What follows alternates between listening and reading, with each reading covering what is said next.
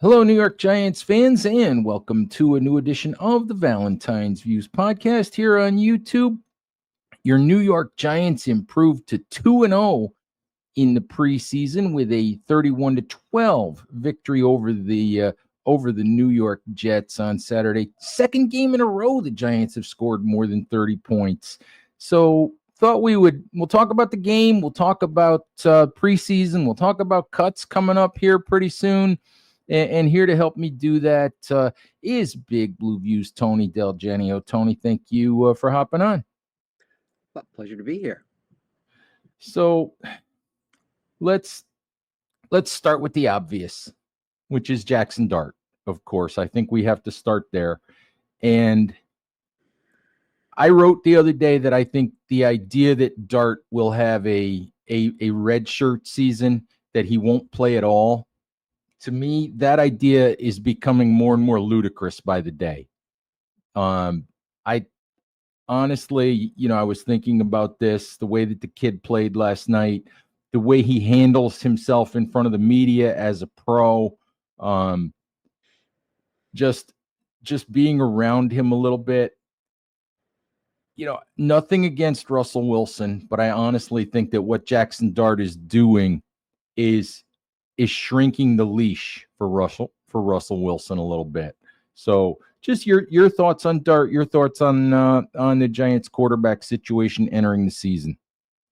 So, well, going back to a pod that you did with Chris and Nick and me some months back before the draft, and you polled us about which quarterback that we'd like to see the Giants take, let's say in the second round or moving up to the first round or whatever, assuming Cam Ward is gone. And I didn't go back and look at it, but I'm pretty sure I said at the time that I didn't want it to be Jackson Dart. I was concerned about the offense that What they are we ran gonna do with you? at What are Old we Man, gonna do? and that it might not translate well, and he did something well, and other things I was concerned about, and so on and so forth. But um, he's won me over in two games. I think he's looked really nice out there. I think he's made very few mistakes. Apparently, uh, he and Greg Dulcich made a mistake on the pass that he threw to him last week in Buffalo. That this week they ran the same play and got a 20-yard touchdown out of. But I don't think he's made many mistakes in 2 weeks of play. As you alluded to, he's handled the media really well in New York, and I mean that's always, I think, a concern. I think it's a concern for any NFL quarterback because the quarterback is inevitably the face of the franchise, whether they want to be or not. I think, and but it's especially true in New York. Where the media is such a big deal and can ask some very pointed questions and so on, and he's handled all of that as if it's just second nature to him, and he seems very comfortable in his own skin. He seems Mm-hmm. comfortable in the spotlight. Uh, he seems to be a great interview because he'll actually tell you things about what he's thinking and so on and so forth, and what Dable is saying to him and blah blah blah.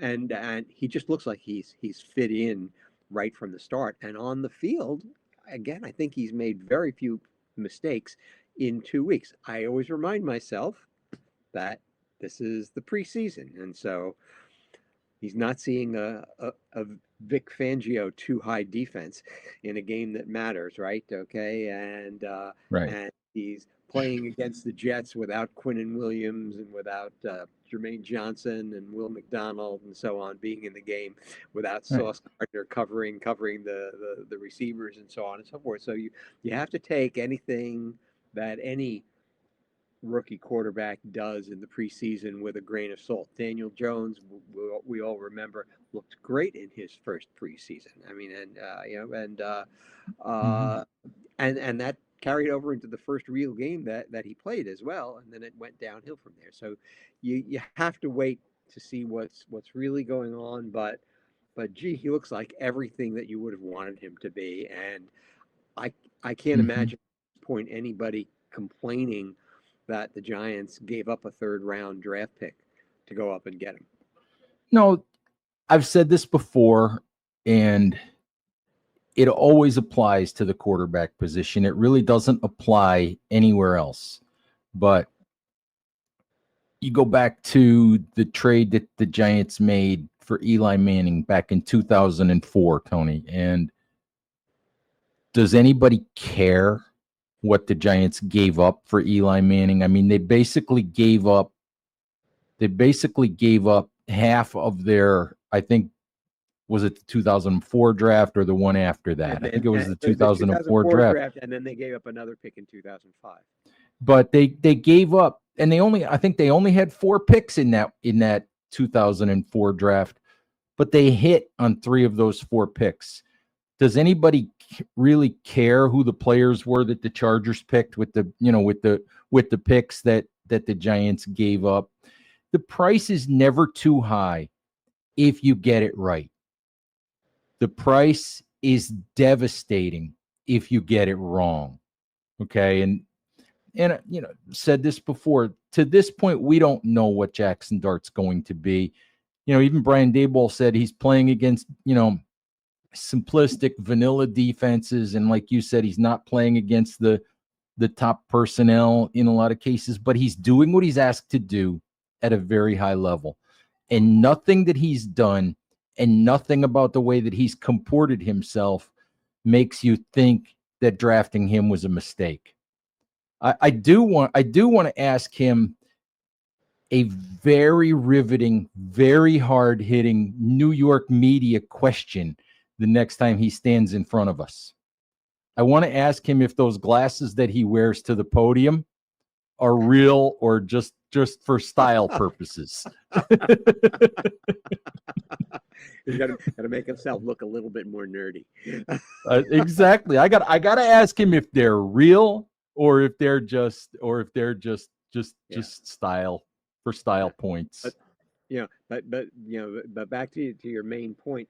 The other thing about watching him so far is that he just seems so cool, calm, and collected in the pocket. I mean, he doesn't seem phased by all the stuff that's happening around him. He knows when he's got to slide to the side, and he knows when he's got to take off, and he doesn't ever look flustered out there, and I just think that he's really everything Giants fans could have hoped for up to this point. As you say, the real season will tell all, and maybe not even the first real season will tell all. It may take a couple of years before we really know how good a move this was. But gee, he looks like someone who can take over at any time as the starting quarterback. That being said, even Patrick Mahomes, who was maybe a more raw product coming into the NFL than Jackson Dart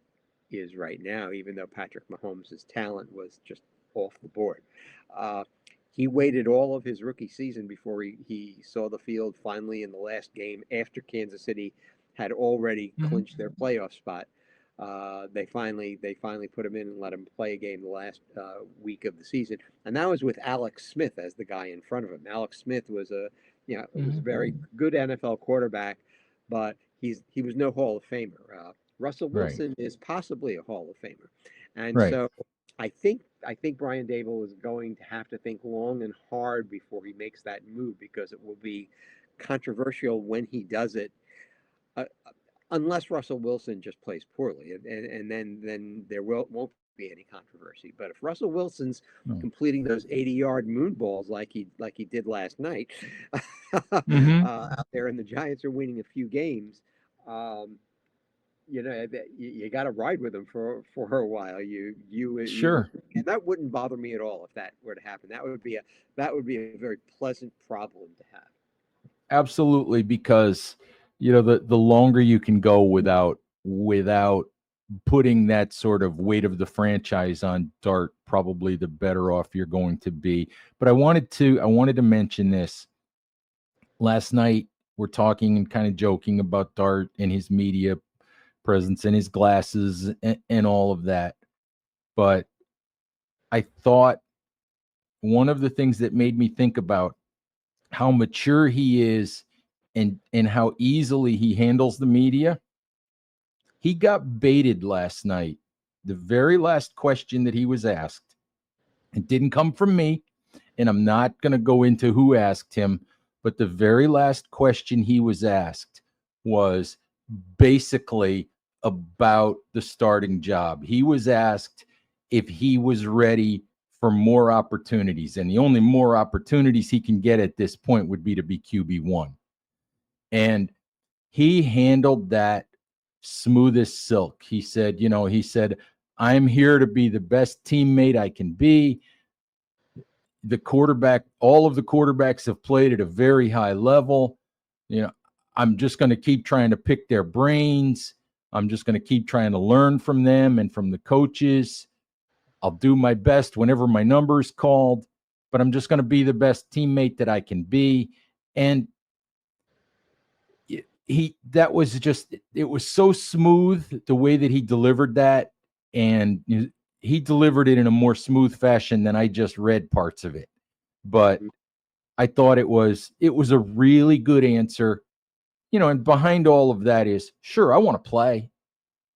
Sure, I want to play. I've never really been a guy that sat on a bench for a whole year, but he didn't make any waves with that. And it was, and I thought it was a great answer. I'm going to tell you this too. Did you see the clip the other day of Abdul Carter getting run off the podium by Brian Burns at practice the other day? No, I heard about it, but I didn't see it. But so they were both scheduled to talk to media, and Carter came running to the podium on a dead sprint with Burns trailing about 10 yards behind him. And Carter put his hands on the podium like, all right, let's go. And Burns got to the podium and he's like, that ain't happening, Rook. You go sit over there and wait for me to be done. All right. and I had to laugh last night because Russell Wilson spoke to the media before Dart did.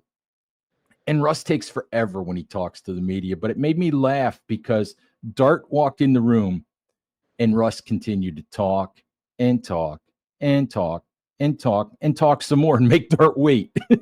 So Russ wasn't going to short his podium session. Yeah, he was going to take his 15 minutes, and I just got a kick out of that. I wondered if in the back of Russ's mind is, I'm going to make you wait, kid. But I know from Russell Wilson's standpoint, again, not that I can read his mind, but if I'm Russell Wilson, I probably feel like I've spent the last 3 years, or maybe a lot of my career, maybe even going back to Seattle. I've spent a lot of my years in this league in offenses that were either run first, which is what Pete Carroll liked to do, and it's what Arthur Smith likes to do in Pittsburgh, or passing offenses that were kind of strict in what they wanted the quarterback to do, which I think is how I might describe Sean Payton, because he's got a very specific idea about what he wants offense to look like. Um, I don't think Brian Dable is like that.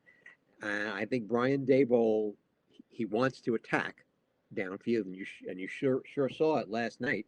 They dialed up big shots with every one of the quarterbacks except Dart. Actually, Dart didn't throw anything, I think, longer than maybe the play to Dulcich. But uh, if I'm Russell Wilson, I'm thinking this might be an offense. If I can get the pass protection, this might be an offense that I can thrive in and sort of reinvigorate, my career a little bit. And I may be gone from here after this season, but I'm going to try to hold on to this as long as I can, because I may be able to set myself up for 2026 nicely if I play really well this year. And I think that's kind of the, I don't want to say tension, but the two sides of thing that you have going on is that if he plays well, uh, then there's no reason to put Dart in other than the fact that Dart's the future and Dart has looked good himself. And so, how you walk that line, if you're Brian Dable, I'm not sure, but it's a nice problem to have. And that's the thing that strikes me, and I think, looking at Twitter, I think that's the thing that's striking a lot of Giants fans right now, is that, wow, all of a sudden this team has multiple quarterbacks that look like they can actually play. Mhm. Right?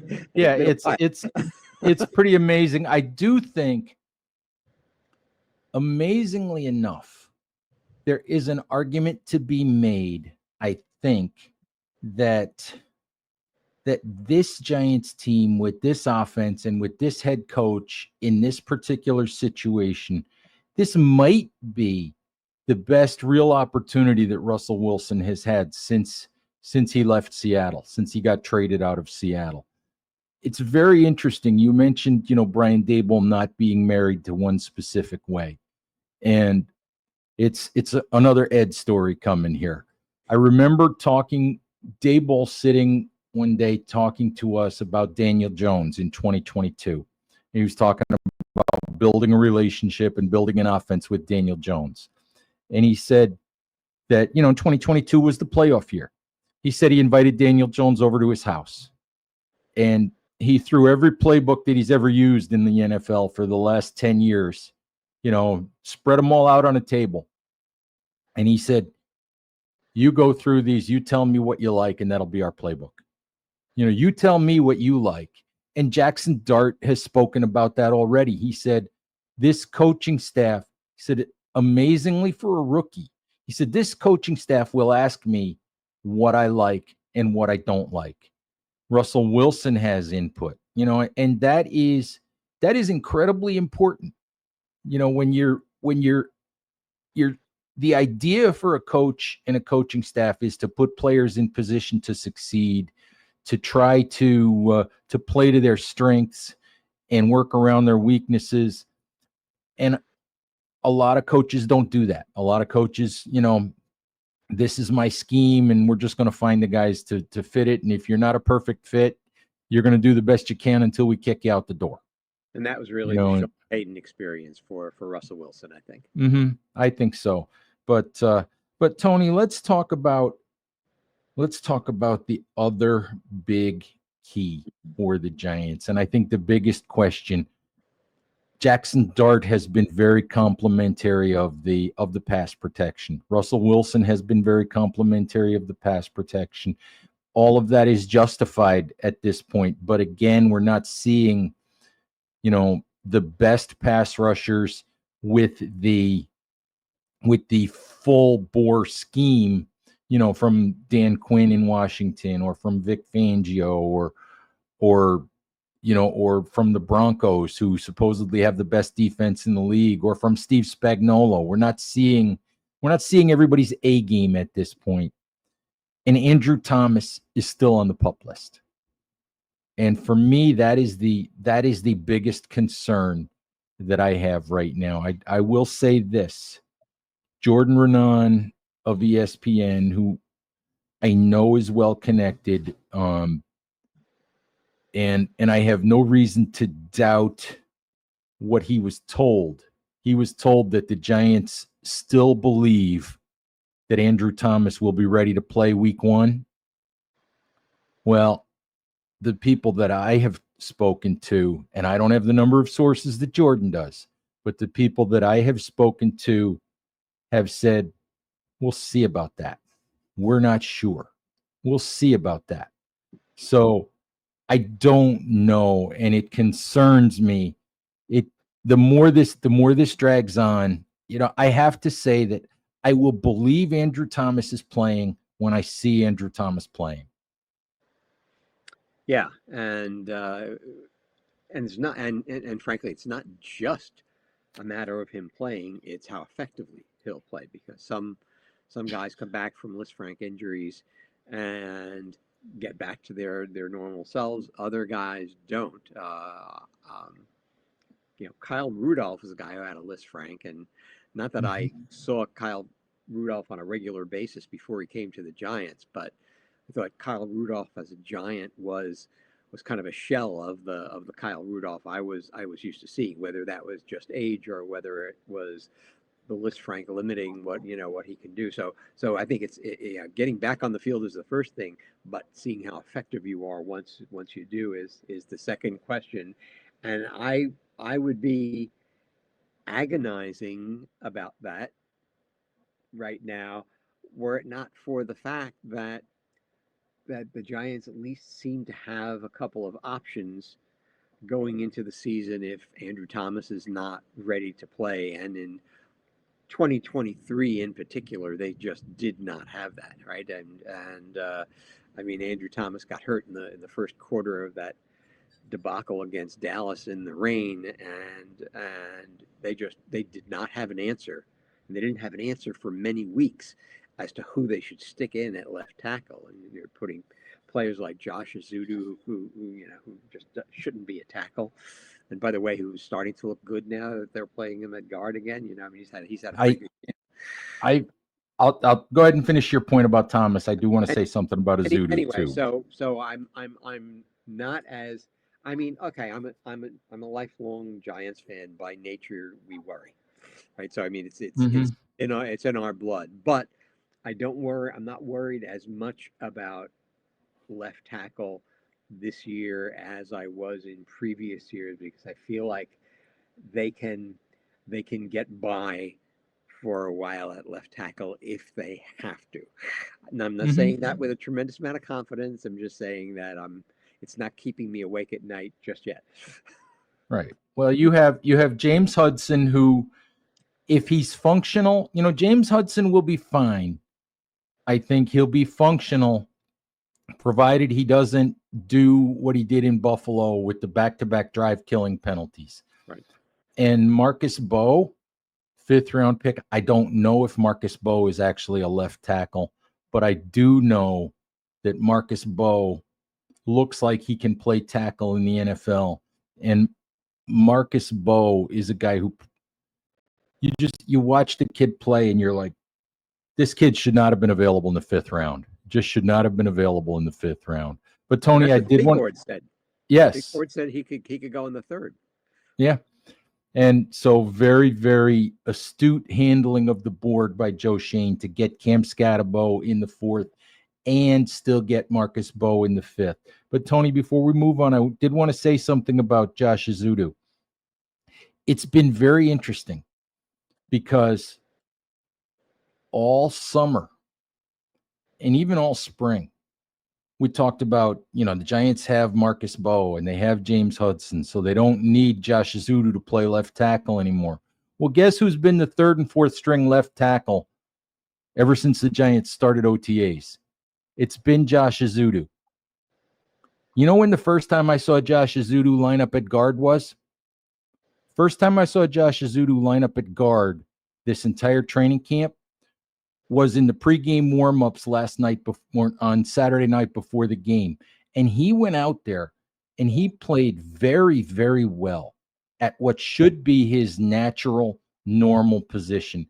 And I have to be honest, I've done several 53-man roster projections at different points. Coming off the way he played on Saturday night, I'm wondering if I have to find a roster spot for him because I haven't even thought about including him to this point.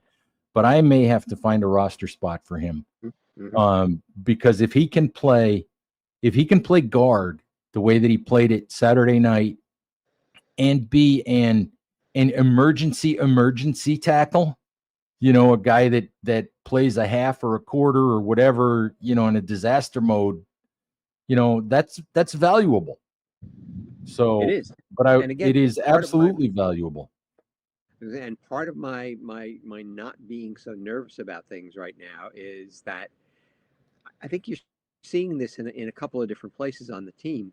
That for the first time the Giants seem to have options, and the offensive line is maybe example number one of that. That they have a bunch of guys that they put out there in the preseason who kind of look like they can play, and I think to myself, well, what's the common denominator there? And maybe the answer is Carmen Brasillo, and maybe the guy is just a good offensive line coach. That was the reputation he got coming from Las Vegas, and maybe he's just doing a good job with these guys, and they're settling into a better way of doing things. I don't know, but whatever, the offensive line is not worrying me as much as it did last year or the year before or the year before that. This is the most confident I feel about that line. Again, I realize they haven't faced the real pass rushes yet. They haven't faced the top guys. You know, no, again, no Quinnen Williams, no Jermaine Johnson, and so on. On in week one, they'll be seeing Von Miller, and Hmm. so it's a different story. Things get real, but this offensive line is looking capable, and it's looking kind of deep. And I will say this before we move off the offensive line. Evan Neal, I don't care what the PFF grade said about his performance on Saturday night. Evan Neal looked like a guy who can be a functional NFL guard. And there are positive things just in the power that he brings to the run game that could really help the Giants if he can win that job from Greg Van Roten and play well. So Mm-hmm.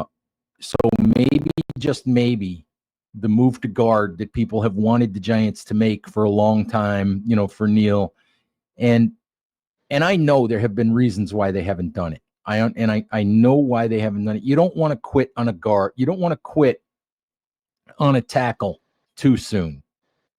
And I know they would have moved him last year, but they felt like they were really thin at tackle. So they felt like they needed to leave him there. But this looks like it might work for Evan Neal. And the Giants need a good run blocking guard. All right, and Mm-hmm. that's that's what Evan Neal can probably be, right, for them, because that was really how he made his name at Alabama, was as a destructive run blocker, and he's got the frame. Yeah, that you're watching him this preseason, and you know that once he gets his feet set and anchored, the pass rusher is not moving him out of the way, or the defensive lineman is not moving him out of the way, and so that's one thing that I have been a little concerned about for the Giants, is that their offensive line, even though their pass blocking has gotten better, their run blocking has not been spectacular, and so if he's playing inside and becoming what I think he can be as a run blocker, that could be the thing that unlocks some of the running game, because they have some interesting running backs. Absolutely. Tony, let's change focus. We don't want to give short shrift to the defense. Let's talk about the defense a little bit. Quiet night Saturday for Abdul Carter against the Jets. Quiet night until he took to social media. I don't know if you saw that. No, I did not. Quite the Jets made a big deal out of the pancake block when the tight end chipped down and knocked Carter on his backside, and Yeah. Carter took to X to have some not so nice things to say about the Jets, and I'm old school. Abdul, man, just don't even go there. Just play football. Just don't go there. Don't waste your time and your energy. Just go prepare for week one. I don't know, but so I mean, I'm not concerned about Abdul Carter. I'm not concerned about Dexter Lawrence.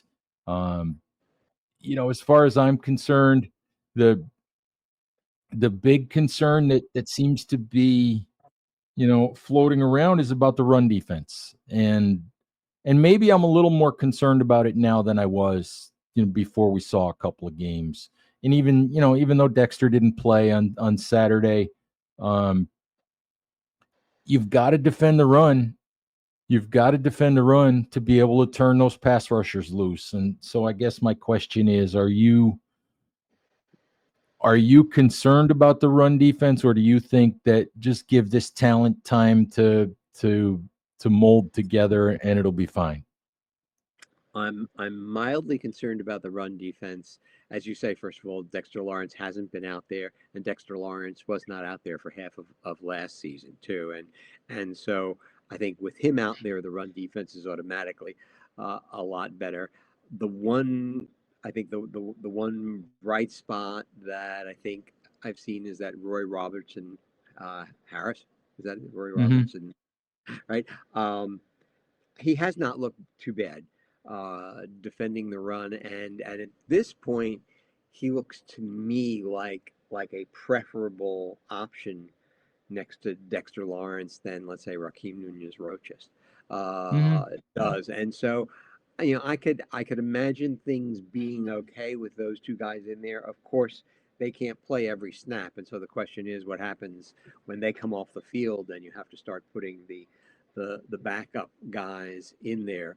And of course, that's one of the things they wanted Darius Alexander to be, but Darius Alexander has looked like so far as if he's not ready yet for the NFL. Well, the yeah He's not the off fast.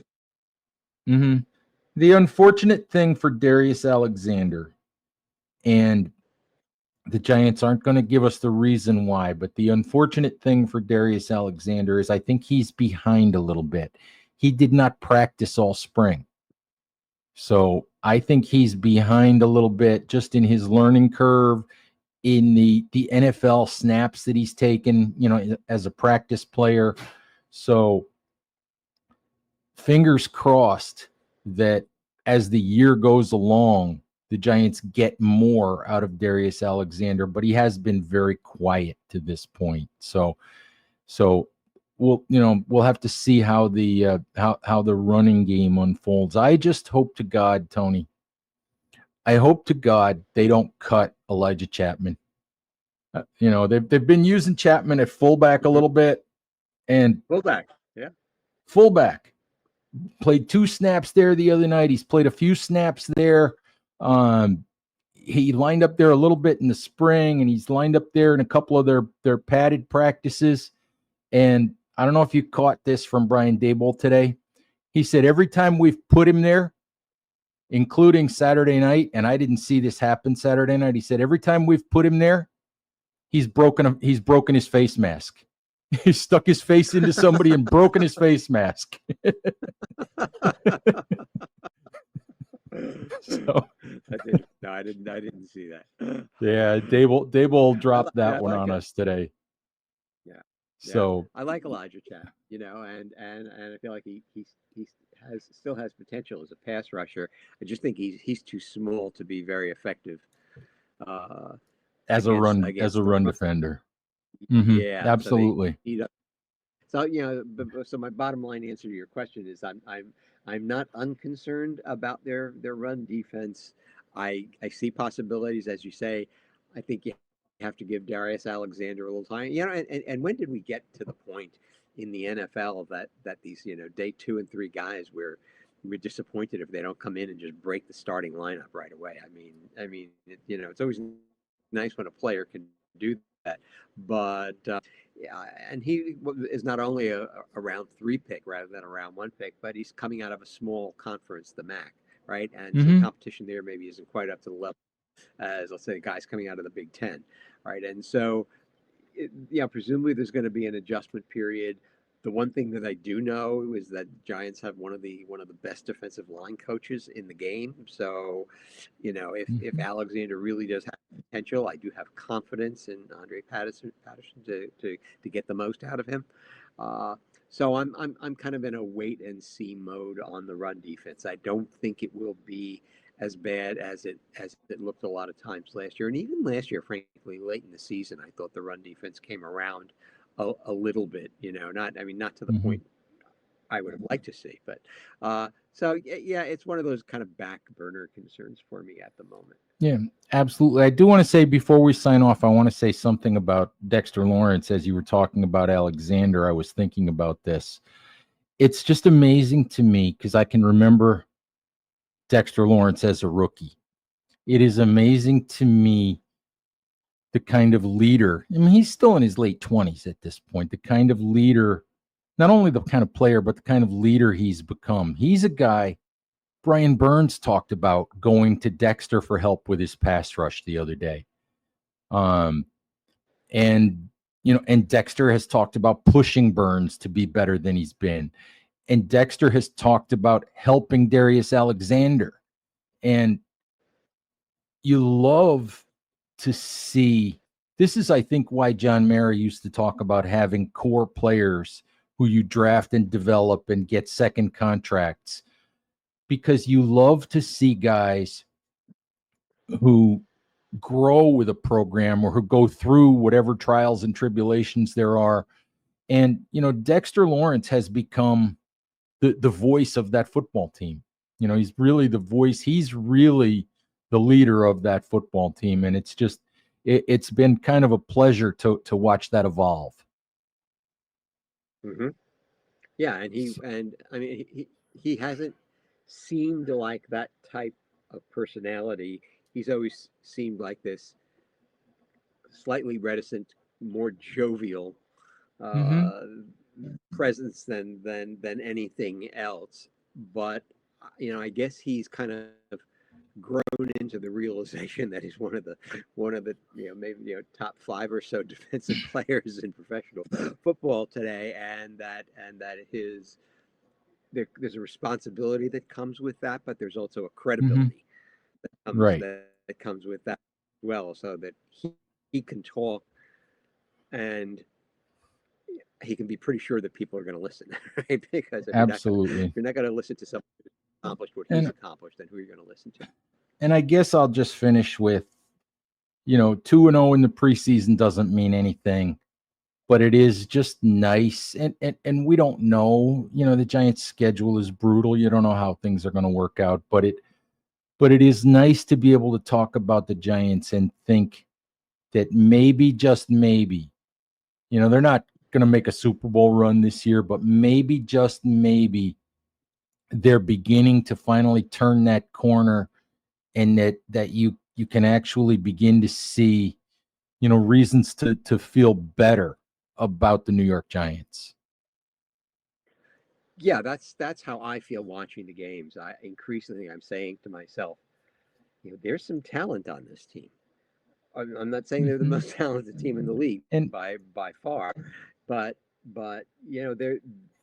there are enough places that I go, that looks interesting. mm-hmm. We didn't And even they talk feel about the like running back room, and the running back room all of a sudden has these like you know 4 or 5 very different runners, very different styles, and I say they've got a lot of options at running back. I don't even know who's going to wind up on the 53, but they've got interesting options at running back on this team, mm-hmm. uh, and you can say that at a few different positions in a way. Again, I think that's how I'm looking at the offensive line now. Mm-hmm. So they haven't had that in years, and Mm-hmm. I think you're seeing the cumulative effects of several good drafts by Joe Shane, plus some good decisions on free agents recently too. Absolutely. All right, Tony, I think that's a good place for us to wrap it up. Giants fans, please remember to like, share, and subscribe to support the channel. Stay safe out there, take care of each other, and we'll talk to you soon. Bye-bye.